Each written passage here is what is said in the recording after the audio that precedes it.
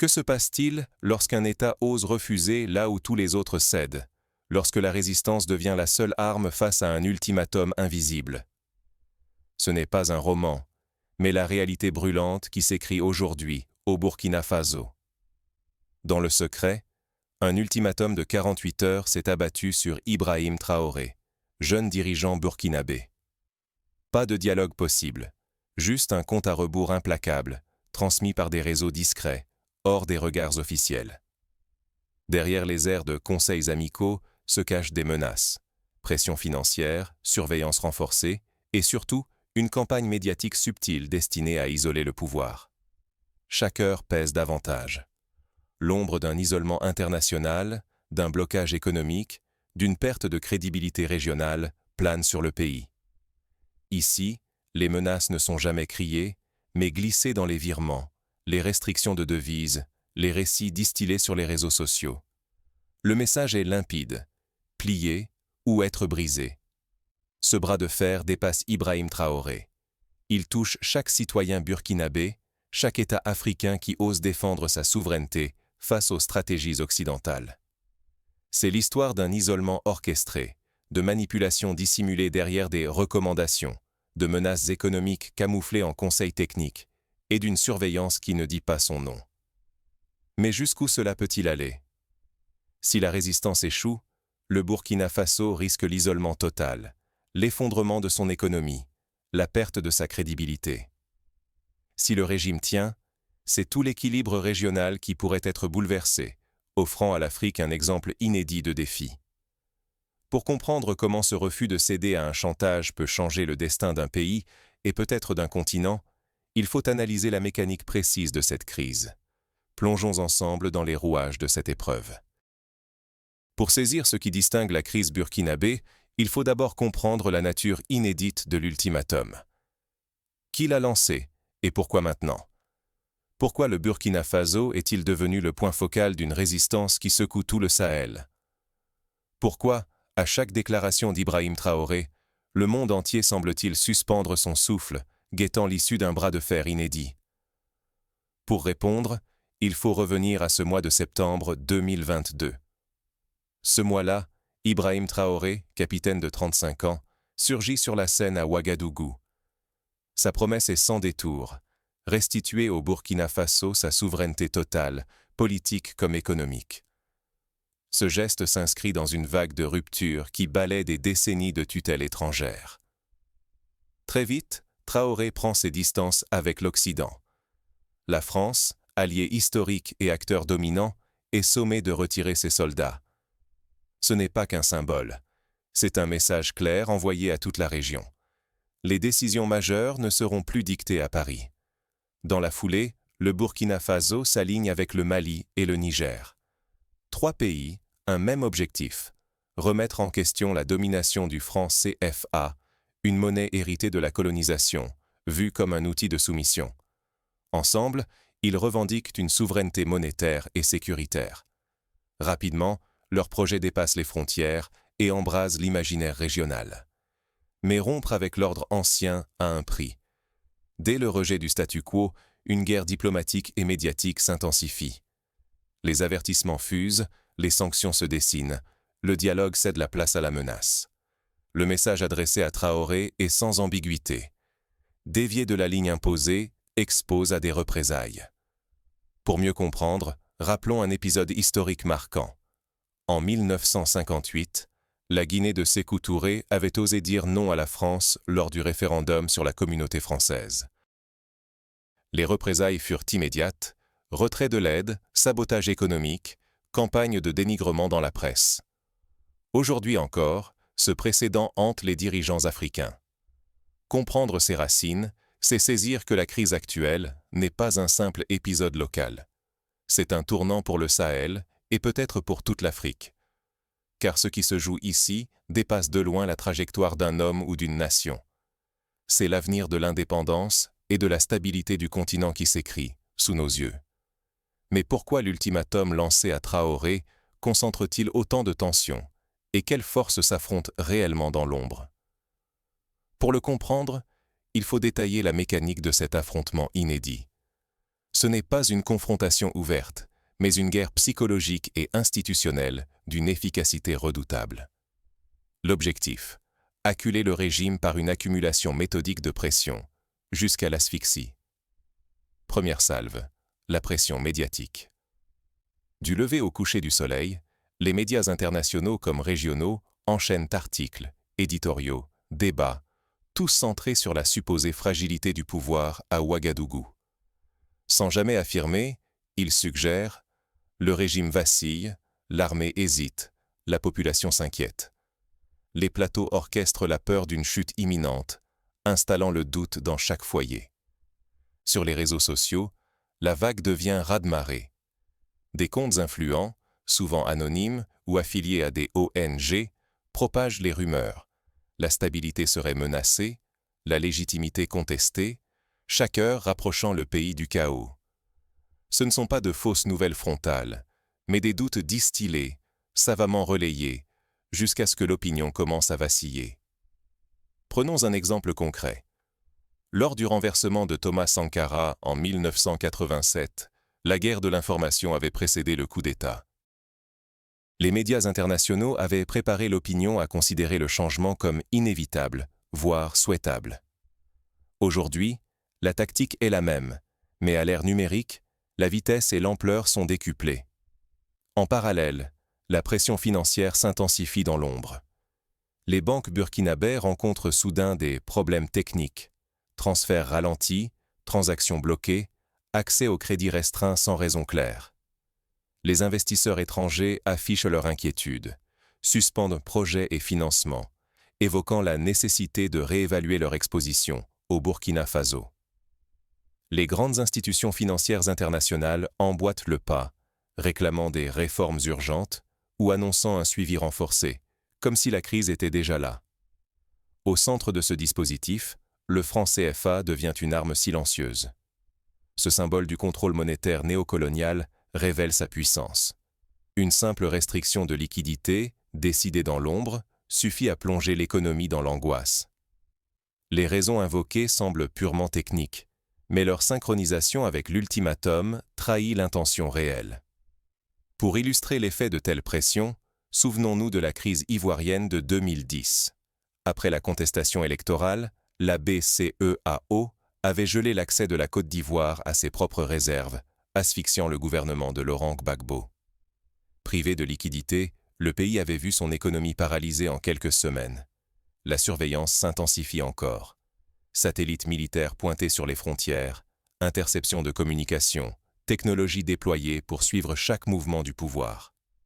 Le régime sent cette pression invisible, devine la mise en scène destinée à le faire douter de chaque choix. Ce type de surveillance n'est pas nouveau. Pendant la guerre froide, de nombreux États africains étaient sous écoute permanente, les moindres déplacements des dirigeants étant suivis par les puissances étrangères. Aujourd'hui, la miniaturisation des outils technologiques et l'intelligence artificielle ont rendu ce contrôle encore plus intrusif et difficile à détecter. Enfin, la diplomatie se fait chorale. Chancelleries occidentales, institutions régionales, ONG. Toutes publient les mêmes appels au dialogue, à la stabilité, à la responsabilité. Mais derrière ce lexique officiel se profile l'isolement politique, dessinant un Burkina Faso ostracisé, présenté comme un danger pour la sous-région tout entière. Ce scénario rappelle celui du Zimbabwe de Robert Mugabe au début des années 2000. Sanctions, dénigrement systématique, isolement diplomatique. Le pays, autrefois surnommé « grenier de l'Afrique », avait été étranglé par une coalition internationale sous prétexte de défendre la démocratie. Si la mécanique fonctionne, Ibrahim Traoré se retrouvera chef d'État isolé, sa résistance ridiculisée, et l'idée même d'une souveraineté africaine autonome en sortirait fracassée pour le Burkina Faso, mais aussi pour toute l'Afrique de l'Ouest. Cette pression ne vise pas qu'un homme, mais tout un projet d'indépendance, et chaque citoyen africain, souvent sans le savoir, est concerné par cette guerre invisible. Mais la résistance ne faiblit pas. L'entourage de Traoré prépare une riposte inattendue. Et si le piège refermé sur Ibrahim Traoré se retournait, tel un boomerang, contre ses auteurs? Le compte à rebours lancé pour briser la résistance burkinabé ne marque pas la défaite d'un homme, mais l'éveil d'une dynamique régionale inattendue. Brutalement, ce n'est plus un simple test, mais un moment de bascule pour le Sahel tout entier. Sous les taux des pressions, Traoré refuse à la fois la soumission et la provocation frontale. Il opte pour une ambiguïté stratégique. Ni escalade, ni recul. Il brouille les pistes, multiplie les signaux contradictoires et force ses adversaires à douter de leur propre certitude. Ce brouillard volontaire devient sa plus redoutable arme. L'incertitude change de camp. Le compte à rebours, censé isoler et affaiblir Ouagadougou, se retourne progressivement en piège contre ses instigateurs occidentaux. À la dernière seconde, aucune intervention décisive, aucun message fort. L'ultimatum, conçu comme une démonstration de puissance, révèle simplement la fragilité des menaces brandies. L'effet psychologique s'inverse. La panique attendue n'a pas lieu. Le bluff est éventé. C'est alors que la Russie s'avance, sans bruit, mais avec détermination. Pas d'annonce spectaculaire, ni de troupes en masse. Moscou renforce discrètement la coopération sécuritaire avec le Burkina Faso. Les conseillers affluent, le renseignement circule davantage, le matériel arrive plus régulièrement. Ce soutien, loin d'être symbolique, offre à Traoré de nouvelles marges de manœuvre. L'isolement voulu par l'Occident échoue. Le Burkina Faso n'est plus seul. Dans l'ombre, un axe régional de résistance se dessine. Le Mali, le Niger et le Burkina Faso unissent désormais leurs efforts. Ce n'est plus une question de survie individuelle, mais la naissance d'un front commun face aux pressions extérieures. Ce réalignement audacieux comporte ses propres risques. Le soutien russe, même sans conditions politiques publiques, a ses contreparties stratégiques, dépendance technologique, nouvelles vulnérabilités sécuritaires et exposition à d'autres rapports de force. Mais il offre aussi une alternative inédite, une bouffée d'air politique que ni Paris ni Washington n'avaient anticipée.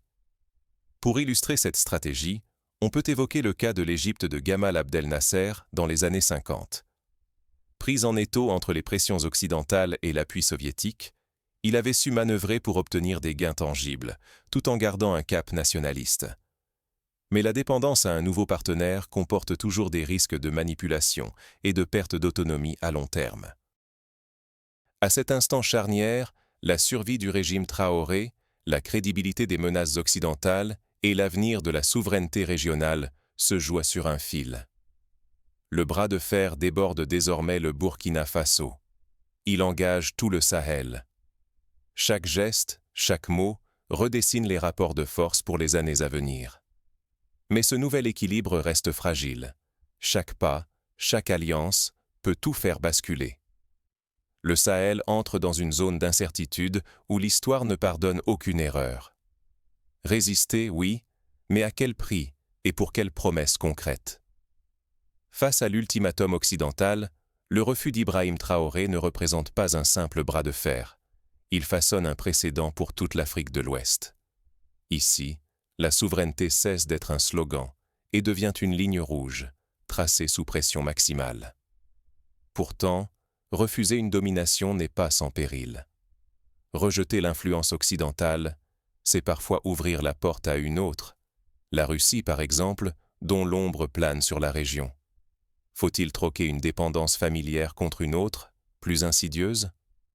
Le défi n'est pas de changer de tutelle, mais de bâtir une autonomie réelle, pierre après pierre. À l'échelle individuelle, la vigilance s'impose. Les messages se brouillent, les médias s'animent. Qui défend l'émancipation? Qui manipule? Distinguer la propagande, qu'elle vienne d'alliés historiques ou de nouveaux partenaires, devient un acte de citoyenneté. Chaque récit porte ses pièges et ses promesses. La résistance ne vaut que par ses fruits. Il ne suffit pas de défier une puissance étrangère. Il faut en sortir avec des avancées palpables, sécurité accrue, économie consolidée, légitimité politique renforcée. Sinon, la résistance s'éteindra, récupérée ou écrasée par la prochaine vague de crise. Pour les autres chefs d'État africains, ce bras de fer agit comme un laboratoire. Chaque décision, chaque hésitation, chaque audace influence l'avenir du continent. Observer, apprendre, s'adapter. Là réside la clé pour échapper au cycle sans fin de la soumission ou de la révolte stérile. Prenons l'exemple du Ghana au lendemain de son indépendance. Kwame Nkrumah avait tenté d'imposer une politique de non-alignement, mais les pressions économiques et les divisions internes avaient fini par le renverser. Aujourd'hui, chaque dirigeant africain pèse les risques de l'autonomie face aux leçons du passé. S'enthousiasmer pour le courage sans anticiper le prix à payer, c'est préparer la déception collective. Mais ignorer les occasions ouvertes par ces ruptures, c'est condamner l'Afrique à l'immobilisme. Le vrai défi, transformer la bravoure isolée en progrès partagé, éviter à la fois la naïveté et la désillusion. Devant ces défis, la question devient intime. Comment, chacun à notre place, soutenir une autonomie authentique sans tomber dans les nouveaux pièges tendus sur le chemin de l'indépendance? À ce titre, des initiatives citoyennes émergent déjà. Collectifs de veille médiatique, associations pour la transparence des politiques publiques, campagnes d'éducation populaire sur les enjeux monétaires. En Afrique du Sud, des mouvements étudiants ont su imposer des débats sur la décolonisation des programmes scolaires. Au Sénégal, des réseaux citoyens surveillant les contrats miniers pour éviter de nouvelles formes de prédation. Mais l'histoire ne s'arrête pas là. Chaque décision prise sous tension façonne déjà la suite. Jusqu'où ira la résistance, et à quel moment le prix à payer deviendra-t-il insoutenable? La souveraineté ne s'évapore pas en un instant. Elle s'érode ou se consolide, jour après jour, à travers des choix apparemment anodins, autant que lors des grandes crises. Ce qui s'est joué au Burkina Faso n'est ni une anomalie, ni un simple accident. C'est le reflet du mécanisme profond qui façonne l'avenir du continent africain. Lorsqu'un ultimatum surgit, qu'il soit dicté par des puissances étrangères ou tissé par des réseaux invisibles, la tentation grandit de croire que tout est déjà joué. Pourtant, chaque refus, chaque résistance, chaque interrogation publique sur la légitimité de ces injonctions fissure un peu plus l'édifice du contrôle imposé. En rejetant le chantage, Ibrahim Traoré n'a pas seulement défendu sa propre position ou celle de son pays. Il a ouvert la voie vers une autre conception de la souveraineté. Non plus simple mot ou symbole, mais réalité vécue, protégée et réinventée chaque jour, dans le tumulte politique, économique et médiatique. Ce bras de fer dépasse largement les frontières du Burkina Faso. Il envoie un message puissant à l'Afrique de l'Ouest tout entière, et même au-delà. Refuser l'intimidation, c'est proposer un modèle de résistance. C'est rappeler que la coopération ne doit plus rimer avec soumission, mais se négocier sur un pied d'égalité. Mais ce combat n'est pas réservé aux chefs d'État ou aux militaires. Chaque citoyen africain, chaque voix, chaque geste a son importance. Car la souveraineté, qu'elle soit réelle ou symbolique, façonne non seulement la politique, mais aussi l'avenir, la sécurité, la prospérité et l'indépendance de millions de personnes. Laisser ces dynamiques passer sous silence, c'est accepter que d'autres écrivent l'avenir du continent à votre place. C'est céder à l'idée de fatalité, alors qu'en réalité, chaque prise de conscience, chaque discussion, chaque information partagée peut rééquilibrer la donne. Les pressions internationales, aussi sophistiquées soient-elles, ne sont pas une fatalité. Elles sont des défis à décrypter, à analyser, à déconstruire. L'influence ne triomphe vraiment qu'auprès de ceux qui détournent le regard ou renoncent à agir. Dès lors, une question s'impose à tous. Souhaitez-vous rester spectateur de ces bouleversements ou devenir acteur de la souveraineté africaine? L'avenir n'appartient pas à ceux qui crient le plus fort, mais à ceux qui comprennent les règles du jeu et osent les transformer. Informez-vous, dialoguez, interrogez les récits dominants et n'abandonnez pas face à la complexité. La souveraineté ne se reçoit pas, elle se bâtit. Et aujourd'hui, plus que jamais, elle dépend de l'engagement de chacun. Pour conclure, rappelez-vous que chaque geste compte. Organisez des débats dans vos quartiers, lisez les analyses contradictoires, questionnez les décisions de vos gouvernements, soutenez les médias indépendants. Engagez-vous dans les réseaux qui surveillent la transparence des finances publiques. Exigez que les accords internationaux soient débattus publiquement. Chaque génération a son lot de défis. Pour les Burkinabés, pour les Africains, Le défi du moment est celui de la souveraineté réelle, loin des slogans, proche du quotidien. L'histoire n'attend pas.